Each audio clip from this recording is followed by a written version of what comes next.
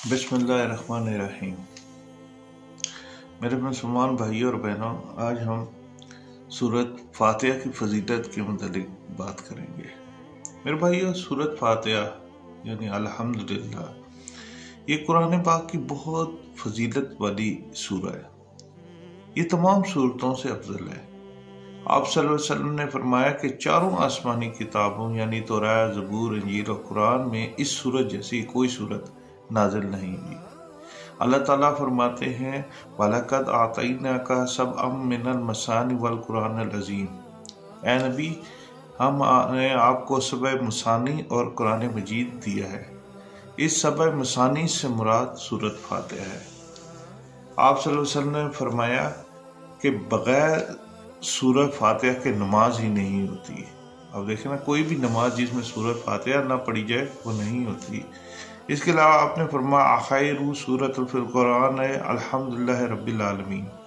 قرآن مجید میں سب سے بہتر صورتوں میں، افضل صورتوں میں سورۃ رب العالمین ہے، یعنی الحمدللہ۔ اسی طرح ایک دفعہ حضرت یہ امام نسائی میں ہے کہ حضرت ابن عباس بیٹھے ہوئے تھے حضور صلی اللہ علیہ وسلم کے پاس، تو انہوں نے اوپر آسمان کی طرف کچھ چچاہٹ کی آواز سنی۔ حضرت بعض کہتے ہیں حضرت جبرائیل اور حضرت محمد صلی اللہ علیہ وسلم، تو چرچراہٹ سنی تو حضرت جبرائیل نے فرمایا کہ آج آسمان سے ایک دروازہ کھلا جو اس سے پہلے کبھی نہیں کھلا گیا تھا، اور ایک فرشتہ آیا جو اس سے پہلے کبھی زمین پہ نہیں آیا۔ اس نے حضور صلی اللہ علیہ وسلم کے پاس حاضر ہوا، سلام کیا اور عرض کی کہ اللہ تعالیٰ نے آپ کو دو نور عطا کیا اور اس سے پہلے کسی نبی کو عطا نہیں کیے، اور وہ نور ہے نور الفاتح کتاب، اور دوسرا نور ہے سورۃ بقرہ کی آخری آیت ہے۔ میرے بھائیوں، بیسیکلی سورۃ فاتحہ یہ دعا ہے، اسی لیے آپ نے دیکھا کہ قرآن کا آغاز اس دعا سے یعنی سورۃ فاتحہ سے کیا گیا۔ حضرت ابو ہریرہ رضی اللہ تعالیٰ عنہ فرماتے ہیں کہ جس دن سورۃ فاتحہ آپ صلی اللہ علیہ وسلم پر نازل ہوئی، اس دن ابلیس بہت رویا تھا، کہ یہ نازل مدینے میں ہوئی تھی، تو اس لیے رویا تھا کہ یہ دعا ہے، اس کی فضیلت جس طرح میں نے آپ کو پہلے بتایا کہ بہت بڑی فضیلت ہے۔ اس نے کہا اپنے بندوں کو تو یہ کس طرح بہکاؤں گا، وہ دعا پڑھ لیں گے، اس کی برکت سے یہ انشاءاللہ تعالیٰ ان کو اتنا کچھ مل جائے کہ ان کے سارے گناہ معاف ہو جائیں گے۔ تو میرے بھائیوں، یہ بہت فضیلت ہے۔ اسی طرح آپ صلی اللہ علیہ وسلم نے فرمایا کہ آخر سورۃ القرآن فی القرآن الحمدللہ، یعنی قرآن مجید میں سب صورتوں سے بہتر افضل صورت الحمدللہ رب العالمین ہے۔ حضرت صاحب بن زید روایت کرتے ہیں، اسناد ضعیفہ ہے، رسول نے مجھے سورۃ فاتحہ پڑھ کر دم کیا۔ صحیح بخاری میں رسول صلی اللہ علیہ وسلم نے اس سورت کو رقیہ یعنی منتر فرمایا ہے۔ رسول صلی اللہ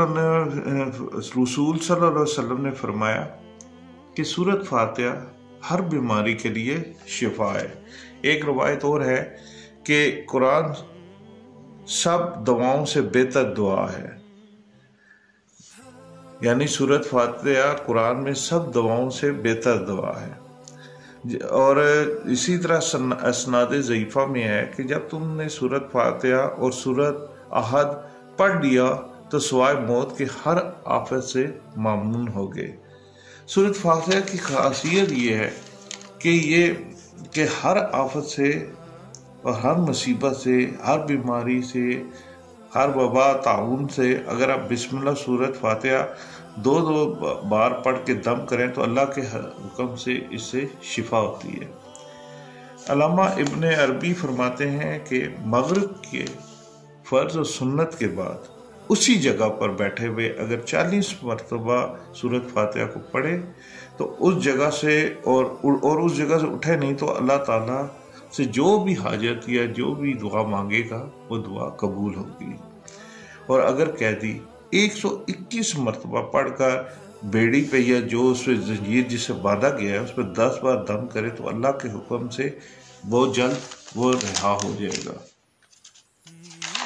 اسی طرح علامہ ابن قیم رحمۃ اللہ فرماتے ہیں کہ ہر بیماری کی دوا ہے، اور میں نے فاتحہ کے ذریعے بہت بہترین علاج کیا۔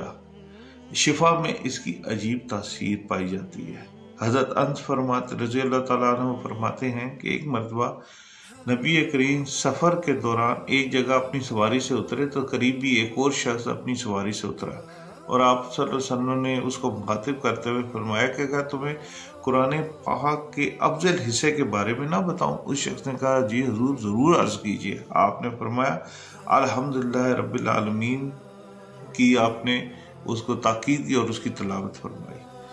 میرے بھائیو، نماز فجر کی سنتوں کے بعد اور فرضوں سے پہلے اگر 41 بار سورت فاتحہ ہر بار بسم اللہ کے ساتھ پڑھی جائے، اول و آخر 11 مرتبہ درود ابراہیمی کے، تو جو بھی آپ جائز حاجت مانگیں گے تو انشاءاللہ تعالیٰ وہ ضرور پوری ہوگی۔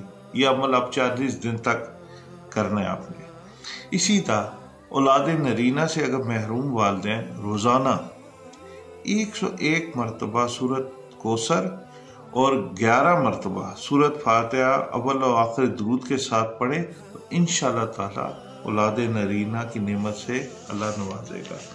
اسی طرح میرے بھائیوں، اگر کسی کو کوئی سخت مشکل میں پھنس گیا، پریشانی یا مصیبت ہے اور وہ کسی طریقے سے حل نہ ہو سکتی ہو، تو اس سے نجات کے لیے سورت فاتحہ کو 21 دن کا یہ عمل کریں تو انشاءاللہ بہت جلد مشکلات حل ہو جائیں گے۔ اور وہ عمل کیا ہے کہ بعد نماز عشاء 41 مرتبہ درود شریف پڑھیں، پھر 2 رکعت نماز قضائے حاجت ادا کریں۔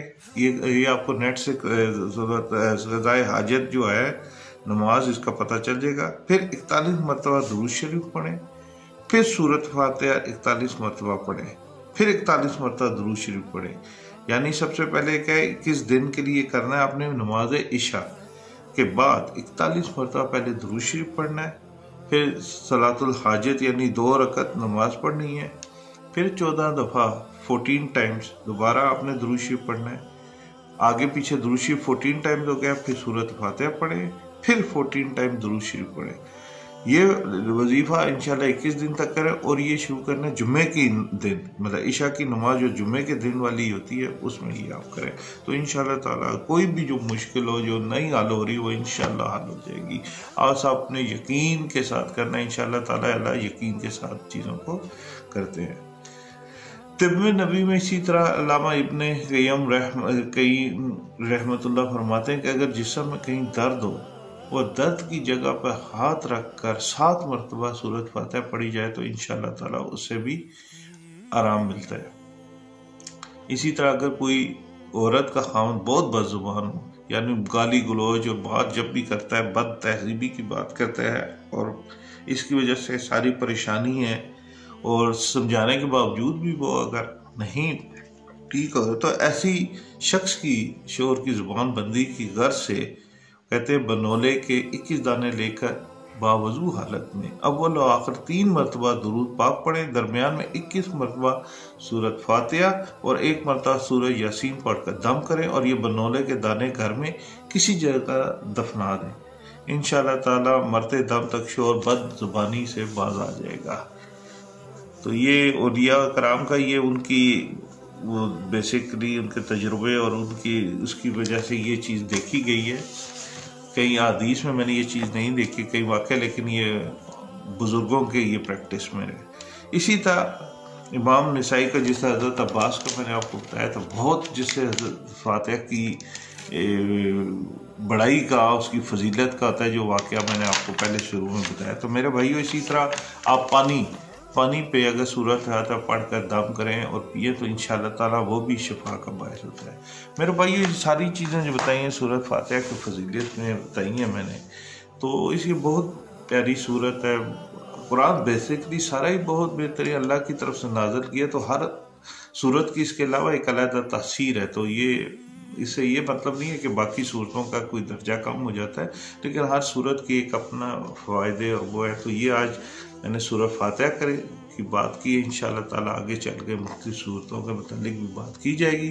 تو میرے بھائیو، یہ سب چیزیں یقین کے ساتھ ہیں، اور جب بھی آپ دیکھیں یقین اللہ تعالیٰ یقین پہ دیتا ہے، ورنہ تو دکھا کے فرشتوں کو اور سب چیزوں کو انسان کو دکھا دی جائیں تو وہ تو اپنے آپ سارے مسلمان اور ایمان لے آئیں گے اور برائی سے بچ جائیں گے، لیکن اللہ تعالیٰ بغیر دیکھے ایمان کے وہ قاضا کہتا ہے بغیر دیکھے، ورنہ آنکھ بند جب ہوتی ہے تو پھر سب چیزیں نظر آ جاتی ہیں۔